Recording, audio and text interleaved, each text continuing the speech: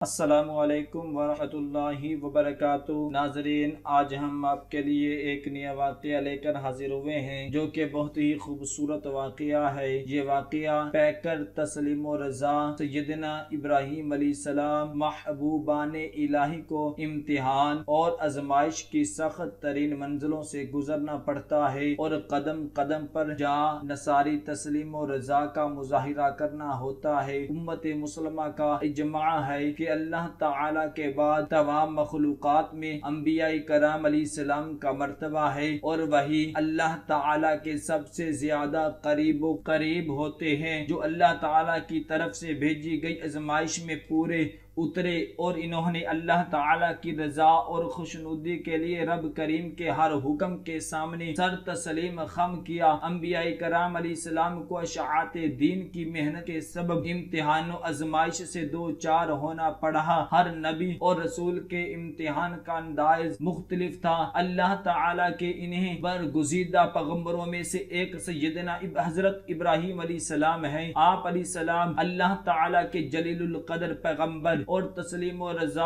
اور اطاعت ربانی کے پیکر تھے۔ اللہ تعالیٰ نے انہیں اپنا خلیل، گہرا دوست قرار دیا ہے۔ حضرت ابراہیم علیہ السلام کی ساری زندگی استقامت دین کے لیے پیش کی جانے والی عظیم قربانیوں سے عبارت ہے۔ اللہ رب العزت کو آپ علیہ السلام کا جذبہ قربانی و استقامت اس قدر پسند آیا کہ یہی جذبہ قربانی ہر دور کے لیے ایمانی معیار اور کسوٹی قرار دیا گیا ہے۔ آپ علیہ السلام ہر امتحان و آزمائش میں کامیاب و کامران ہوئے، یہاں تک کہ عقیدہ توحید بیان کرنے اور بت شکنی کی پاداش میں آپ علیہ السلام کو بادشاہ نمرود نے آگ میں ڈالا تو آپ علیہ السلام عظمت دین اور عقیدہ توحید کی سر بلندی کے لیے پوری طرح ثابت قدم رہے۔ بلا آخر اللہ تعالیٰ کا فرمان مبارک جاری ہوا۔ ہم نے حکم دیا آگ کو، اے آگ سرد ہو جا اور ابراہیم علیہ السلام پر سلامتی والی ہو جا۔ شاعر مشرق علامہ محمد اقبال نے اس حقیقت کو بہت خوبصورت انداز میں بیان کیا ہے۔ آج بھی ہو جو ابراہیم کا ایمان پیدا، آگ کر سکتی ہے انداز گلستان پیدا۔ ابھی یہ آزمائش ختم نہ ہوئی تھی کہ اس کے بعد پنے لخت جگر حضرت اسماعیل علیہ السلام اور بیوی حضرت ہاجرہ کو فاران کے بیابان میں چھوڑنے کا حکم ملا۔ یہ بھی کوئی معمولی امتحان نہ تھا، سخت آزمائش کا مرحلہ تھا۔ بڑھاپے کی تمناؤں کا مرکز، راتوں اور دنوں کی دعاؤں کا ثمر، قلب و نظر کا چراغ حضرت اسماعیل علیہ السلام، جس کو آپ صرف حکم الہی کی تعمیل میں ایک بے آب و گیا مقام پر چھوڑ آتے ہیں، اسی طرح کے پیچھے مڑ کر بھی نہیں دیکھا کہ کہیں ایسا نہ ہو کہ شفقت پدری جوش میں آ جائے اور حکم ربانی کی تعمیل میں لغزش ہو جائے۔ اس گھٹن منزلوں کو عبور کرنے کے بعد اب تیسری آزمائش کی تیاری ہے، جو پہلے دونوں امتحانوں سے کہیں زیادہ سخت ہے۔ حضرت ابراہیم علیہ السلام 3 راتیں متواتر خواب دیکھتے ہیں کہ اللہ تعالیٰ فرما رہے ہیں، اے ابراہیم تو ہماری راہ میں اپنے اکلوتے بیٹے کو قربان کر دے۔ حضرت ابراہیم علیہ السلام تسلیم و رضا اور اطاعت ربانی کا پیکر بن کر تیار ہو گئے۔ چونکہ اس امتحان و آزمائش میں بیٹا بھی شریک تھا، اس لیے باپ نے اطاعت شعار اور فرما بردار بیٹے کو اپنا خواب اور اللہ تعالیٰ کا حکم سنایا اور اپنے نوعمر فرزند سے پوچھا، اے میرے بیٹے، میں نے خواب میں دیکھا کہ میں تجھے ذبح کر رہا ہوں، بتا تیری کیا مرضی ہے۔ حضرت ابراہیم علیہ السلام نے اپنے بیٹے سے رائے اس لیے نہیں پوچھی کہ اگر بیٹے کی رائے ہوگی تو ایسا کروں گا ورنہ میں اپنے بیٹے کو ذبح نہیں کروں گا۔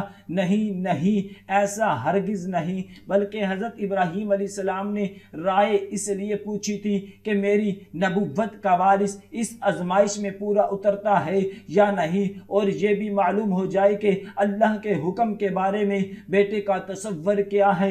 حضرت اسماعیل علیہ السلام کی فرما برداری دیکھیں، وہ بیٹا بھی تو کوئی عام بیٹا نہیں تھا، وہ بھی آخر خلیل اللہ کا فرزند جمن تھا اور اپنے والد کی طرح اول العزم ثابت قدم عزیمت و استقامت تسلیم و رضا اور اطاعت ربانی کے پیکر تھا۔ اگر باپ خلیل اللہ کے مرتبہ پر فائز تھا تو بیٹے کے سر پر بھی ذبیح اللہ کا تاج سجنے والا تھا، کیونکہ آپ علیہ السلام ہی کی صلب اطہر سے آقائے دو جہان تاجدار انبیاء شفیع روز جزا جناب حضرت محمد صلی اللہ تعالی علیہ وسلم اپنے نور مبین سے اس جہان کو دائمی روشنی سے منور کرنے والے تھے، اس لیے وارث نبوت نے بھی اطاعت کی حد کر دی۔ آپ علیہ السلام نے اپنے باپ کے آگے سر جھکا دیا اور یہ بھی نہیں پوچھا کہ ابا جان مجھ سے کیا جرم سرزد ہوا ہے، میری خطا کیا ہے جو آپ مجھے موت کے حوالے کرنے جا رہے ہیں، بلکہ قربان جاؤں اس بیٹے پر جس نے نہایت عاجزی و انکساری سے اپنے باپ کے آگے گردن جھکاتے ہوئے جو کلمات اپنی زبان سے ارشاد فرمائے وہ قیامت تک نسل انسانی کے لیے مشعل راہ بن گئے ہیں۔ چنانچہ آپ علیہ السلام نے ارشاد فرمایا، ترجمہ اس بیٹے نے کہا اے ابا جان آپ وحی کیجئے جس کا آپ کو حکم دیا گیا ہے، انشاءاللہ آپ مجھے عنقریب صبر کرنے والوں میں سے پاؤ گے۔ یہ فیضان نظر تھا، یہ کیا مکتب کی کرامت تھی، سکھائے کس نے اسماعیل کو آداب فرزندی۔ اے ابا جان میں روں گا نہیں اور نہ ہی چلاؤں گا اور نہ ہی آپ کو اس کام سے منع کروں گا، اب آپ چلیں اور اس حکم کی تعمیل میں دیر نہ کیجیے، انشاءاللہ آپ مجھے صبر کرنے والوں میں سے پائیں گے۔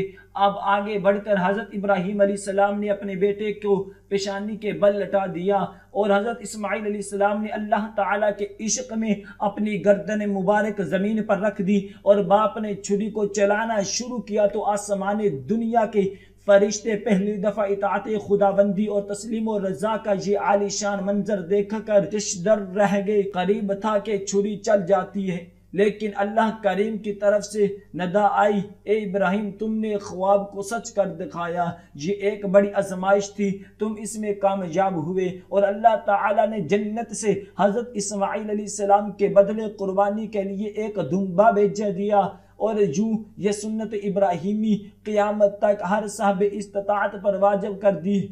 حقیقت یہ ہے کہ حضرت ابراہیم علیہ السلام کی جانب سے بارگاہ خداوندی میں حضرت اسماعیل علیہ السلام کی یہ قربانی ایک عظیم اور یادگار قربانی تھی جس کی مثال دینے سے آج تک دنیا قاصر ہے۔ چشم فلک نے بھی اطاعت الہی کا ایسا منظر نہ دیکھا تھا، صبر و استقامت اور جان نثاری بھی محو حیرت تھے کہ ایسا باپ جسے بڑھاپے میں اولاد نصیب ہوئی اور اسی پر وہ چھری پھیرنے چلا جا رہا ہے۔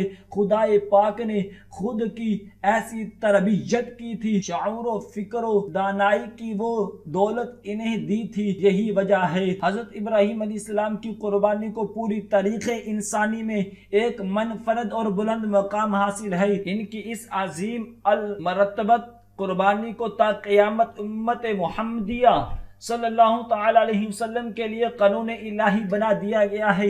قربانی در حقیقت اس وعدے کو دہرانے کا نام ہے کہ ہمارا جینا، ہمارا مرنا اور ہماری رہنمائی پوری زندگی اللہ تعالیٰ کے لیے ہے۔ یہی ایک مسلمان کی زندگی کا حقیقی مقصد ہے۔